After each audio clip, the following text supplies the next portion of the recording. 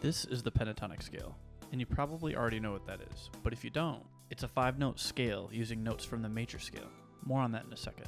Now, assuming we're looking at a guitar head-on, and the 12th fret is here, that makes this an E minor pentatonic scale. It's the key of the track you're listening to right now, which I have linked, courtesy of Jammin' Backing Tracks. This guy seriously has the best tracks to play along with on YouTube.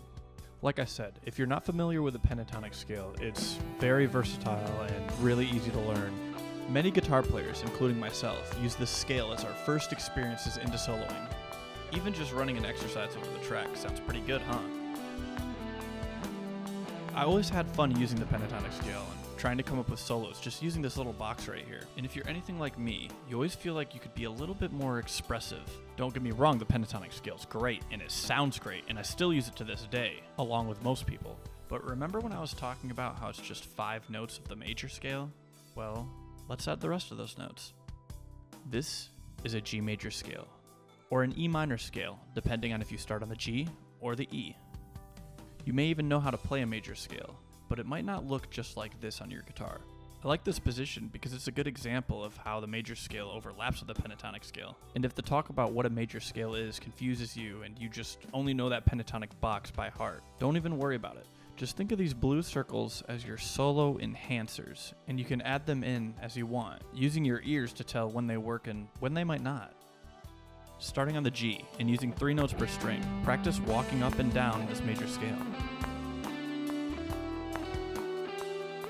As you practice, try to focus on how the blue non-pentatonic notes are positioned next to the red pentatonic notes, and even how these are 2 scales overlapping each other, major and pentatonic.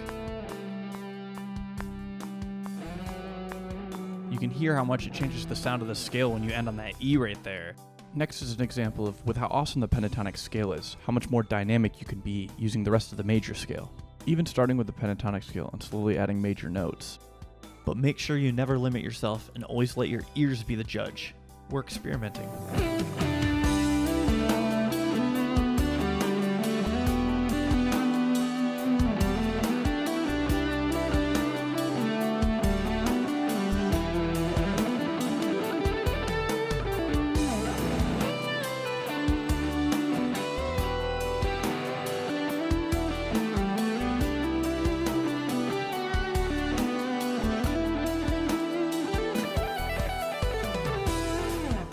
Letting both scales work together, and having your ears be the confirmation of that cooperation.